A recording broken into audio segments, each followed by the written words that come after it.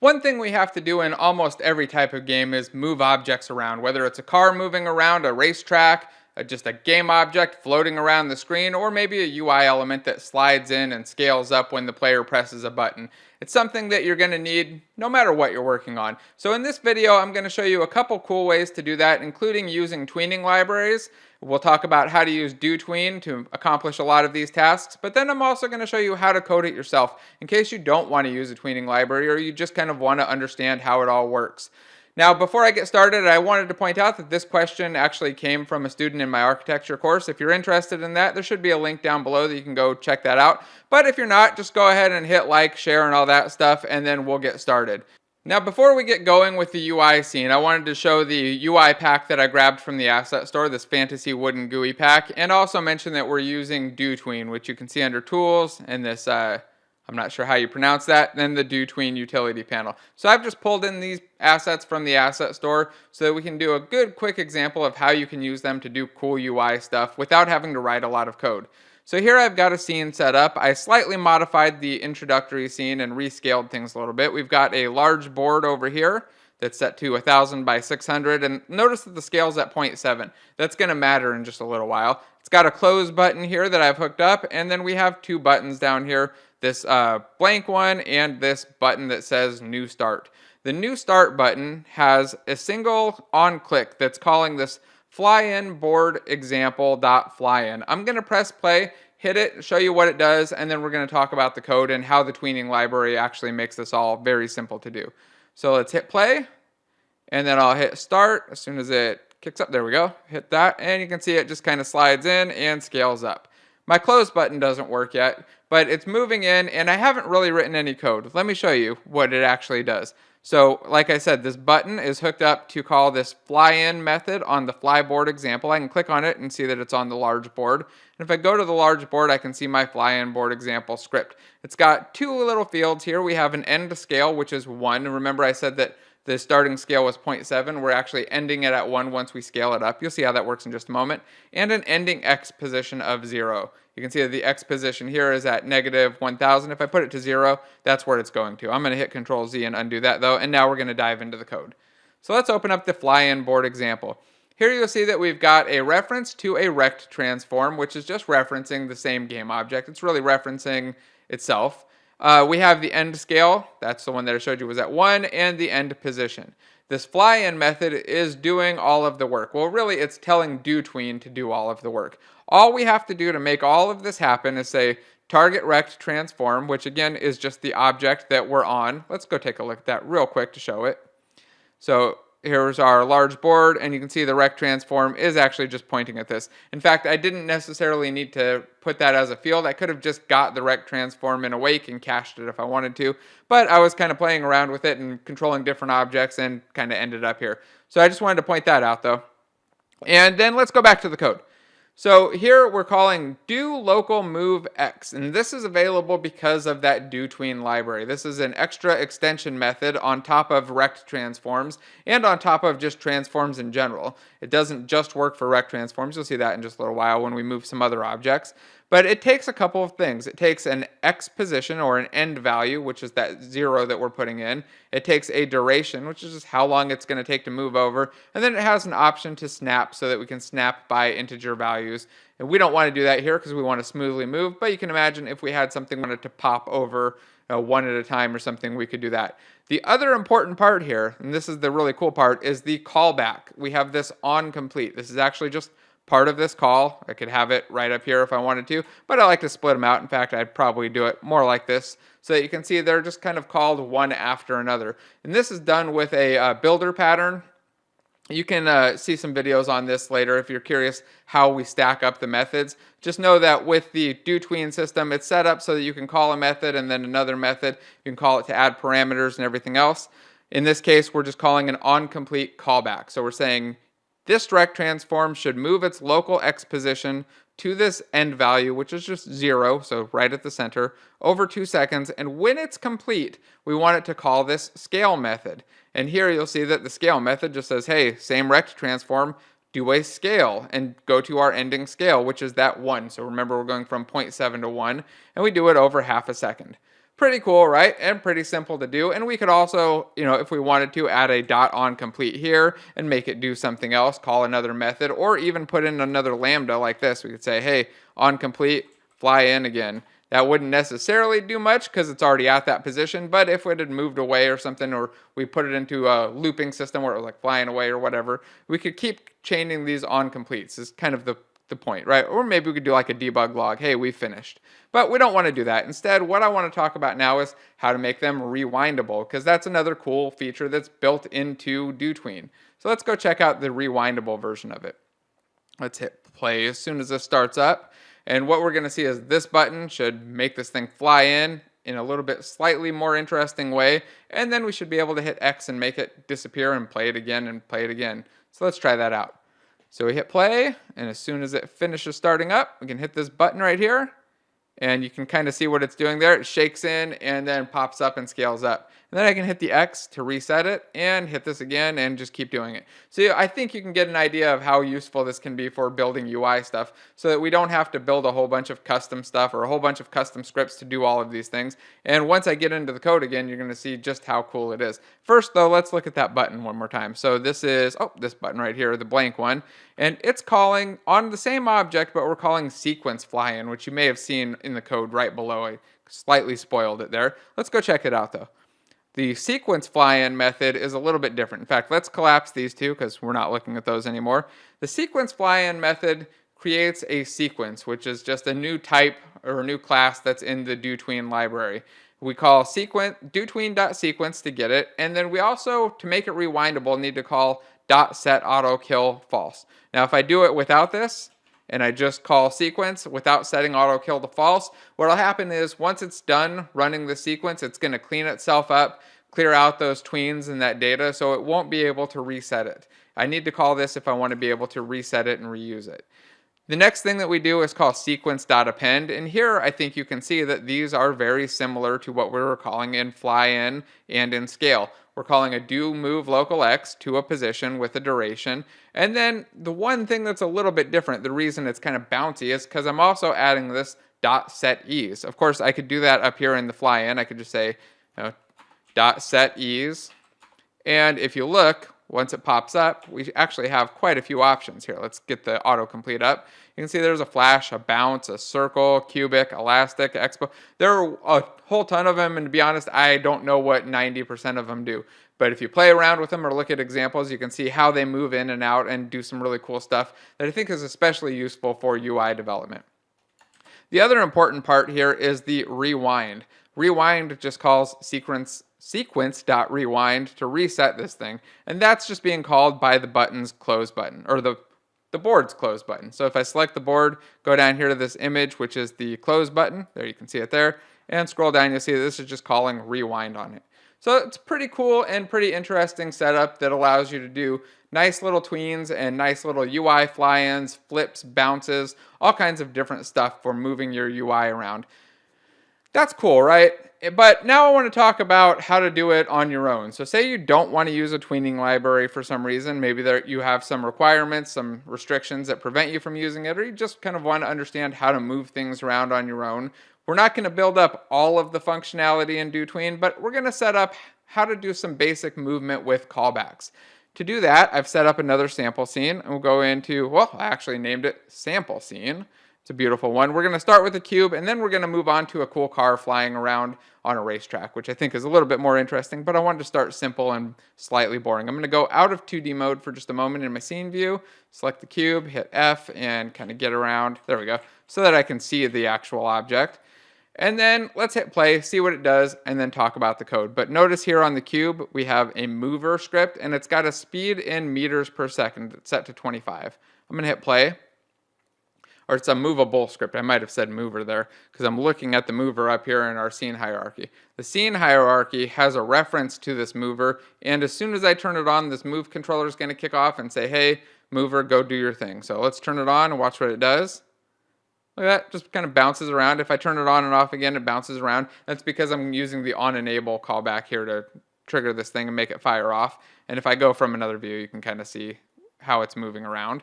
Now let's, well, what should we do? Let's take a look at the mover script first. Or no, actually first I want to show it slowing down. Let's slow it down by setting this to 5. Select the mover, turn it off and on again, and watch as it moves slightly slower. That's kind of important because I think it'll help understand the code a little bit more. So let's go into the MoveController script. MoveController script has a public movable target. Oh, I shouldn't have left that public. I should have made this private and serialized. Let's change that right now. Say private, serialized field. Got to keep the code clean when we're writing examples. So there we go. We've got a target that we can assign in the inspector. And then we have on enable, which is just calling move with mover. Note, I also have a move with DoTween example that we're going to show right after this. So move with mover says target.move_to, and we give it a vector 3, which is just a position that we want to move to. So we want to move it to 10 on the X, 0 on the Y, 0 on the Z. Then we say on complete, notice this comma right here. It's saying on complete, call this again. We're saying, well, it's not so much call it again. Well, call it again, but with different parameters. We're going to 0, 5, 0. And on complete of that, we're saying target.move_to, and we're going to 1, 1, 1. So that's why it's moving to 3 different positions. After each one of these move tos, it's saying, hey, when you're done, go do this next one. Go do this next movement action. Now, that doesn't make a lot of sense if you don't know what move to is, right? Because move to is a method that we've coded ourselves, or I've coded and I'm about to show you. It's not part of the DoTween library. So to get to it, I'm just going to hit F12, and it's going to take me right into my movable script, which still has a breakpoint here. I'm not sure why that hasn't gone away. Seems like an odd writer bug. But let's take a look at the move to method. I'm going to zoom this in just a little bit, and then we'll go up and look at all the code. So the move to method takes a destination and then an action for on complete. And this is where the callback comes in. You're going to see that in just a moment when we actually call it. So we take the destination and we figure out the distance from our current position. So this is the position that we're at when we call move to, not like every frame. It's just when we start moving, and our destination, what's that distance? And we're putting it into this float right here. And then we're saying the total lerp duration, which you're going to see the lerping in just a moment, is going to be the distance divided by our speed in meters per second. So this is going to tell us how long it's going to take us to get from our starting point to our ending point. We'll set our starting position, which we're just caching into a vector 3, as our starting position, or the position that we're at. Our destination will just be that destination that's passed in. The elapsed lerp duration, so this is how long we've been moving our object, is going to get reset to 0, because we're going to reuse that every time we call move to.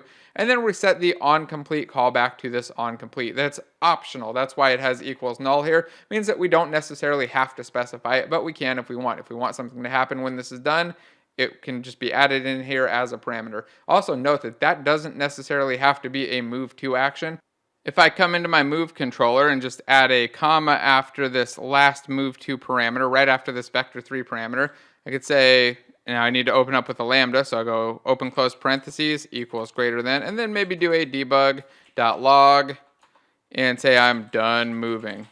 So this action could be anything. Now let's go back to how that's actually working. Let's go back, and we've set all of this data up, and none of it's actually doing anything yet. We're just kind of setting up our fields so that our update here, let's do a quick zoom out, take a look at those fields. So you see our fields right here that we've been setting up in that move to, but everything's actually getting worked upon using the update method.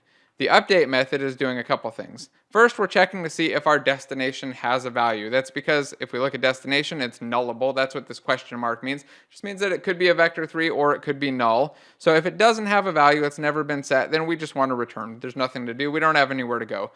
Next, we're checking the elapsed lerp duration. If we've been moving for longer than the total duration or equal to it, then we want to bail out and exit. Also, if our total lerp duration is not greater than 0, we want to bail out too. So we're just making sure that we have a duration and that we haven't passed that duration. If we have, then there's nowhere to move to, nothing to do. The next thing we do is increase our elapsed lerp duration just by the time.delta time. Then we figure out the percent of the way that we are along our time. So if we're 1 second into a 10-second lerp duration, we'll be 10% and we'll get a 0.10. And then I'm just spamming it out here in the log for fun, because why not spam the log for fun? Of course, you don't want to do this in a real thing. You want to delete that log entry, but if you're debugging and checking it, just trying to understand how it works, logging is always an interesting way to do it. The next thing we do is set the transform position by using vector3.lerp. Really, we're calculating out a position with vector3.lerp. This is returning that position and then setting it right here into our transforms position. So vector3.lerp works like this. We give it a start position, which is where we started at the beginning of this in our move to, which remember is right here. We're assigning it to our original position when we call move to. We give it a destination position, which we have to use the dot value for because this is nullable. If we don't give it the dot value, we're going to get an exception saying, hey, or an error, build error saying, this is a nullable value. It's not necessarily a vector3. So we use the dot value. And remember, we're validating that it has a value here. And then we just give it that percent, which is going to be between 0 and 1. So remember, if we had a 1 second, or if we were 1 second into a 10-second lerp, it'd be 0.1, and we'd move 10% of the way across. Then we check to see if our elapsed duration is greater than or equal to the total. Remember, before it gets through here on the first call, and then it'll elapse will get incremented, and if it gets to the total or a little bit greater, then we call the onCallback complete, or onComplete callback, by using onComplete callback $.invoke. The question mark here just means only call this if it's not null. If it's null, then just don't do anything. It's the same as adding a null check right before saying like if onComplete callback is not null, then onComplete callback. We can shortcut it with $.. And then what does that do? Well, whatever we've passed into onComplete just gets called again. So if we look at our mover controller, the first one happens, it calls move to. Once it's done, this onComplete, which is the second parameter here, gets called, and it just says, hey, move to this one. And then once that's done, the next parameter is this onComplete, which is, I guess, really a parameter of the next one. It's kind of interesting if you start putting these all on one line, but it gets really messy. So I like to have them on separate lines and tabbed over so that I can kind of follow the flow. But hopefully you get the idea. Now, there are ways to write this a little bit cleaner, the way that DoTween does it, where the thing returns a reference to itself. It's a whole pattern. I have a video on it. Maybe I'll link that down below to show you how to do that. I didn't want to overcomplicate things too much, though. Let me show you what it looks like with DoTween, though. So we'll comment out the move with mover. And if we look at it here, you'll see that it's very similar. We call target.transform.doMove. We give it the position and the duration. And then here we call .onComplete. And we give it this. So this is kind of the different version of it. It's what it could look like if we wanted to write a little bit more code in our move with mover method, or actually it'd be in our mover method. So hopefully this is somewhat helpful and gives you an idea of how you can chain these actions together with simple events and simple callbacks in there. Let's go take one more quick look at the movable. Remember, this callback gets called in the update at the end of it, essentially when it has reached the position. That's what this is saying. This is reached position. So let's type that in. Really, this should probably say if reached position, or if made it to the end, or something like that, or time has passed to the end, something like that. Then we'll call the callback. But here we're just doing the check, and I put a comment there. Not my favorite way to write it, but hopefully you're understanding the idea. Now let's go into the car example, because I think that one is probably the funnest. It may not be the most useful, but it's certainly the most fun.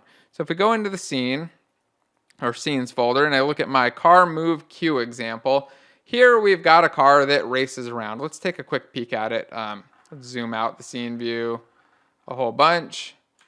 By the way, that's just hitting this up arrow, or this Y, and it'll give us a top-down view from our camera. And then I'm going to select the car so I can see where it is on here. Hit play, watch it drive around real quick at 25 meters a second, and then we'll look at the controller that's setting this up and making it move.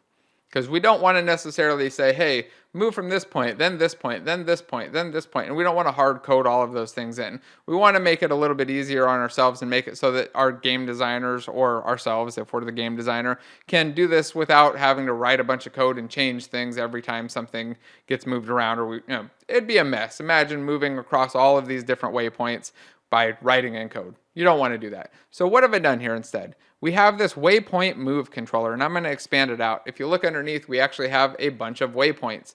And if I select them, I'll just go through. I want you to just look in the scene view here. Let's drag this around. Let's see. Let's kind of get a little bit better view here so you can see it more. Watch as I select these waypoints where they are. So you see that one's over there, then we go over there, down a little bit more, and we're just kind of coming around and looping. And essentially the waypoints are at the different corners. So if I zoom in here and just take a quick look, you'll see that, what have we got? 6 is down here at the bottom, then we go 7, 8, 9, 10, And we're just going up the ramps, and I put them at all of the turn points, and they're facing in the direction of the turn that I want. And eventually, near the end, I got a little bit lazy and just let him shortcut across the grass and stop driving because I didn't want to put a bunch of waypoints in. So how does this all work? Because these waypoints don't have any scripts on them. The car still just has that movable script, and the MoveController is the only thing a little bit different. So let's open it up. We have this Waypoint MoveController script. It does a couple of things. First, it calls the target a public movable when I should have made it private. So let's change that. We'll make it private and use the serialized field attribute. Again, this is so that our code can't accidentally break the thing. When we make them public like that, it's very easy for somebody to misuse our code. So if we want something that's only set up from the inspector, I want to make it private and use the serialized field attribute so that it can only change from the inspector or inside this class. It can't be changed from outside the class, and it doesn't end up confusing people by not knowing, hey, should I be setting this? Enough about that though, let's look at the rest. We also have a list of transforms called waypoints, and then we have an integer for our next waypoint index. Our waypoints are not serialized, they don't show up in the inspector. Instead, in onEnable, I just find all of the components and children that are of type transform and put them in a list. One thing that does though is it finds itself. Get components and children will also find the object that you're on, and I don't want to use the waypoint MoveController with that game objects transform as a waypoint, so I just remove it here on line 16. See, I note removing myself. Then I call move to next waypoint. That's it. So on enable, we say move to next waypoint. Move to next waypoint. Let's zoom it in a little bit and make it nice and big. It doesn't do a whole lot. It calls target.move2, and here we're getting the waypoint at waypoint index and then using its position. So we could also kind of pull this out if I wanted and cut that and say var target waypoint transform equals this. So we're getting the transform out of there, and then we're moving to that transform's position. The other thing that we have here, notice this second parameter. Remember, if I get the autocomplete up, that's our onComplete. So onComplete, whenever this finishes, we're not calling a method in the target, we're actually calling this move to again. So every time we go through it, we'll say, hey, move to this one, and then when you're done, call this again. That's it. So that's essentially how it's going to work every time. It's going to loop through and just keep moving to itself. Now I do have this one little line of code here that I'm not too happy about. This should probably be in a mover or a looker or something else, but we're just calling target.transform.look at the next waypoint. So while we start moving to it, this code is also calling the thing to make it look at it. Ideally, we'd probably want to set up our movable to also be lookable or something else so that we can make it look and rotate and lerp that rotation. We can actually do a quaternion.lerp and have it slowly turn towards the right direction, or maybe a faster turn or something like that. That would make more sense for the game. But since it's not a game, it's just a car moving around a track, it didn't matter too much, and I didn't want to overcomplicate that part. The final thing that we're doing here is setting our next waypoint index. So we just increment that waypoint index. So the first time it went to index 0, went to the first waypoint. Second time we call through, so when that finishes, the move to will get fired off again from that action that we're passing in, and it's going to go to waypoint 1 because we've incremented it here after calling move to. Remember, this move to, we're not waiting on it. We're just setting some data, and then that thing is going on its own. We don't have to wait. There's no hang here or anything else. The move to is just a method that we call to set data, and then the movable handles that. So once we've done it, we've incremented the index, so the next time it calls through, it's going to move to the next waypoint. If we get too high in our waypoints, we get past the last waypoint, we just reset back to the first waypoint, and ta-da, we have a simple loop where we just go through all of our waypoints. Now, of course, if you're building out a waypoint system, you'll probably want to put in some custom editors and inspectors to make them snap to the ground and be visualized, and maybe do some validation on them to make it easy to do as fast as possible so that you don't want to take shortcuts and just have your car drive across the grass. You could also do some randomization, pick a random waypoint as your starting one. You can do all kinds of fun little things. But the important part here, I think, is just this whole pattern of telling it to move somewhere and then telling it what to do afterwards, giving it that callback and having that flexibility to make it do something else. And again, we don't necessarily have to say, hey, once you've gotten there, move to the next waypoint. We could say, hey, once you get there, sleep for a little while, beep your horn and spin around and then move to the next waypoint. We do whatever we want there because our callback is generic, just a method that we're going to call when we're done. Anyway, I hope this is somewhat helpful for you guys. If you have questions like this, don't bother or don't feel free. What I mean is, feel free to ask me. Just shoot me an email, drop a comment down below. There's something that you're curious about and wondering how to set up. Also, again, if you're interested in the architecture course, there's probably a link down below. But most importantly, don't forget to like, subscribe, and share. And also, I really wanted to say a special thanks to everybody on Patreon. You guys are awesome. I really appreciate it. And I think that's it. All right. Thank you again. Goodbye.